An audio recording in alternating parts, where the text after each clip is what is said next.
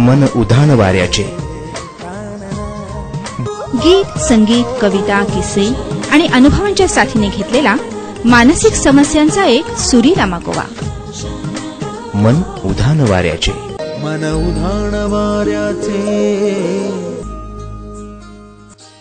रसिक श्रोते हो, प्रेमपूर्वक नमस्कार.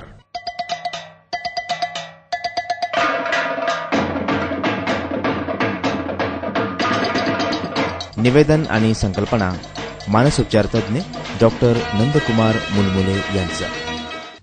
मेरी दुनिया है माँ तेरे आंचल में, मेरी दुनिया है माँ तेरे आंचल में.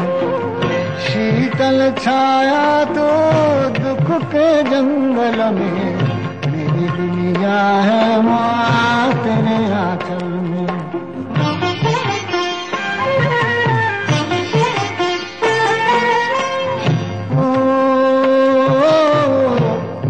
राहों के दिए तेरी दो अखियाँ, तेरी दो अखियाँ.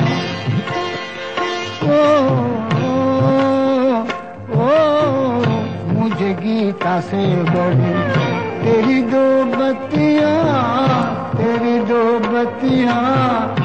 युग में मिलता, युग में मिलता जो सो मिला है पल में, मेरी दुनिया है माँ तेरे आंचल में. आज मदर्स डे. मायबोलीतली माय गेली, आईही गेली. तिच्या जागी मुलांच्या तोंडी मम्मी हा शब्द आला. मग मदर्स डे पाळायला काय हरकत आहे? नव्या पिढीशी तुटत चाललेलं नातं सांभाळायला मी मदर्स डेचा आधार घेतोय. कुठल्या का निमित्तानं असेना मला तीव्रतेनं आईची आठवण यायला लागली आहे. ज्या दिवशी माझ्या दैनंदिन आयुष्य नावाच्या मी माझ्या हातानं विणून घेतलेल्या जंजाळातून काळ्या ढगांमागून अभ्रकासारखा पुसटसा चंद्र दिसावा तशी तिची आठवण यायला लागते, तो माझ्या लेखी मदर्स डे. काही क्षण तरी मी विचलित होतो. असं वाटतं आई असायला हवी होती. तिच्या मांडीवर डोकं ठेवून मी थोडा वेळ सर्व विवंचना विसरून झोपलो असतो. सगळं दुःख, सगळ्या समस्या तिच्यासमोर मोकळ्या केल्या असत्या, सगळे अपराध कबूल केले असते. लहान असताना शेजारच्या काकांची काच बॉल लागून फुटल्यावर मी भिवून तिच्या पदराआड लपलो होतो. कॉलेजमध्ये स्कूटरवरून घसरून पडलो, पायाला मार लागला. तेव्हाही मी तिच्या जवळ जाऊन बसलो होतो आणि ती माझ्या जखमा पुसत होती. पुढे वडिलांचा प्राण मृत्यूच्या सीमेवरती घोटाळत असताना ती भगवद्गीता वाचत होती आणि तिला बिलगून मी बसलो होतो. आता 55 वर्षाचा झालो तरी वाटतं आई हवी होती. सगळ्या विवंचना तिच्या कुशीत निजल्यावर संपल्या असत्या. आ मुझको फिर एक बार सीने से लगा ले माँ, मेरा चंदा मेरा सूरज इन नामों से बुला ले माँ, बहुत रोया हूं मैं तेरे आंचल से बिछड़ कर, फिर गुदगुदिया करके बचपन वाली मुझे एक बार हसा दे माँ. किती दिवस तिने आमच्यासाठी खस्ता खाल्ल्या, किती रात्री आमच्यासाठी जागवल्या. मला ताप चढला म्हणून ती जागली, भावाची परीक्षा आहे म्हणून ती जागली, लांबच्या दौऱ्यावरनं वडील येणार म्हणूनही ती जागतच राहिली. तिच्या रात्री आमच्या चिंता वाहण्यातच गेल्या, पण त्याचा एका शब्दानंही कधी तिनं उल्लेख केला नाही. पैशाला उपकार केल्याची जाणीव करून देणाऱ्या आमच्या पिढीला तिच्या मनाची खोली कशी समजणार? तिनं माझं आयुष्य वळणावर लागण्यासाठी काय केलं आणि मी तिच्या उतरत्या काळात तिच्या सुखासाठी काय केलं याचा जमा खर्च तोलायचा म्हटलं तर तिचं पारडं केव्हा जड होऊन जमिनीला टेकतं आणि मी शर्मेनं हवेत लटकू लागतो. गुलाबी झाक असलेला मोत्यासारखा शुभ्र वर्ण होता तिचा.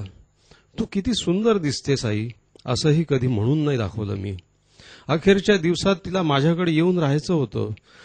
माझ्या विवंचनापोटी मी फार उत्साह दाखवला नाही आणि शेवटी इथे गोदावरीत विसर्जित करण्यासाठी तिच्या अस्थी झाल्या. माझ्या कपाळ करंटेपणानं मी तिच्या सेवेची संधी घालवली. तुझ्याकडे येऊन राहीन मी महिनाभर असं तिनं म्हटल्याबरोबर का नाही मी तिला घेऊन आलो. गोदावरीच्या किनारी सुन्न होऊन हतभागी होऊन मी बसून राहिलेलो आहे. बरोबर वर्षभरापूर्वी पॅरालिसिसने वडील गेले. तिच्या आयुष्यभराचा जोडीदार गेला आणि ती खचून गेली. आता आयुष्यात तिला राम वाटेनासं झाला. एखादा अर्धांगवायूचा झटका येऊन थोडा बहुत दुरुस्त झालेला चालता फिरता माणूस पाहिला की ती म्हणायची, असे राहिले असते भाऊ तरी चाललं असतं रे, पण राहायला पाहिजे होते.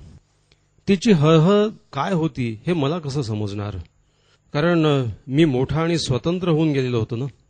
पिठलं पान होऊन गेलं होतं, ते गळून पडणारच होतं. असले थातूर मातूर वाक्य बोलायला शिकलो होतो ना मी. तिची वेदना मला कशी कळणार. अखेरच्या दिवशी ती थोडी वडिलांच्या आठवणीनं अशी सैरभैर झाली. दिवसभर अस्वस्थच होती ती. थोडी जेवली न जेवली तो बाहेर येऊन नारळाखाली येऊन बसली. पुन्हा घरात आली, बेचैन होती. एकदम भावाला तिनं विचारलं, राधिकाच्या म्हणजे पुतणीच्या नावानं बँकेत पैसे ठेवायला सांगितले होते तुला, तू ठेवलेस ना. अशी किती एस्टेट होती तिची. देऊन देऊन IT इंजिनियर होणाऱ्या नातीला ती काय देणार होती. पण आईनं दिलेल्या खाऊला किती मोलाची किंमत असते हे आई गेल्यावरच कळते. तिला शेवटाची चाहूल लागली असावी. संध्याकाळ झाली, तिचा जीव घाबरायला लागला आणि दवाखान्यात नेण्याच्या तयारीत असतानाच तिनं अखेरचा श्वास घेतला. कुणालाही त्रास न देता, खर्चात न पाडता तिनं आपल्या प्रवासाचं अखेरचं वळण पार केलं. मला नारायण सुर्वेंची कविता आठवली. त्याच रात्री आम्ही पाचांनी एकमेकास बिलगुनी आईची माया समजून घेतली चादर ओढून. आधीचे नव्हतेच काही, आता आई देखील नाही. मित्रो, कागदी नोटांच्या वांझोट्या कपट्यांचे ढिगारे घेऊन मी बसलोय आता आईची आठवण काढत. या बेगडी दुनियेत निर्व्याज निष्कपट मायेची एक उबदार कुशी शोधत. कुठे टेकू मी हे डोकं, कुठे रडून मोकळं करू स्वतःला. विद्या धन प्रतिष्ठा लाभे मला जरीही, आई विना तरीही मी पोर काच राही. आई, तुझ्या आठवणीनं दप्तरांचं ओझं फेकून देऊन धावत आईला बिलगणाऱ्या लहान शाळकरी मुलासारखं इवलं इवलं होऊन गेलाय मन आज. तू कुठे आहेस, तू कुठे आहेस. नाही आहे तुझं अस्तित्व आता. पण माझ्या मनात कधी बोलतेस तू, कधी पाहतेस माझ्याकडे प्रेम भरल्या ओथंब नजरेनं. तू असतीस आज तर सांगू कसा साजरा केला असता आजचा दिवस. तुला लहान मुलासारखं अलगद उचललं असतं, न्हाऊ माखू घातलं असतं, केस विंचरून वेणीफणी केली असती. माझीच दृष्ट लागू नये तुला म्हणून तीटही लावली असती. माझ्या हातानं ऊन ऊन वरण भात खाऊ घातला असता आणि झोपायावर निजवून झोके दिले असते. आणि तुझ्या मोत्यासारख्या शुभ्र कांती असलेल्या शांत चेहऱ्याकडे पाहत एक दिवस तुझी आई होऊन अनुभवलं असतं आईपण.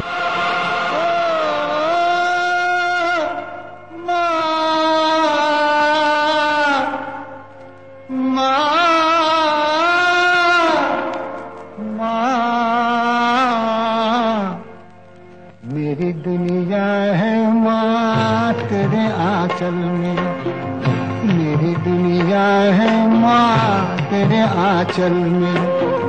शीतल छाया तो दुख के जंगल में, मेरी दुनिया है माँ तेरे आंचल में.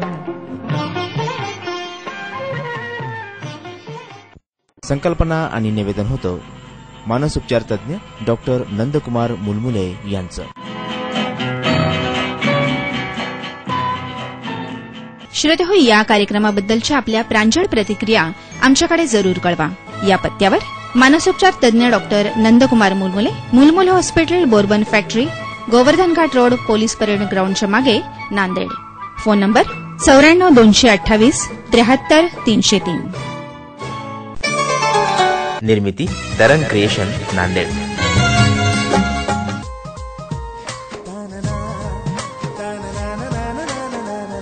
मन उधाण वाऱ्याचे. गीत, संगीत, कविता, किस्से आणि अनुभवांच्या साथीने घेतलेला मानसिक समस्यांचा एक सुरीला मागोवा.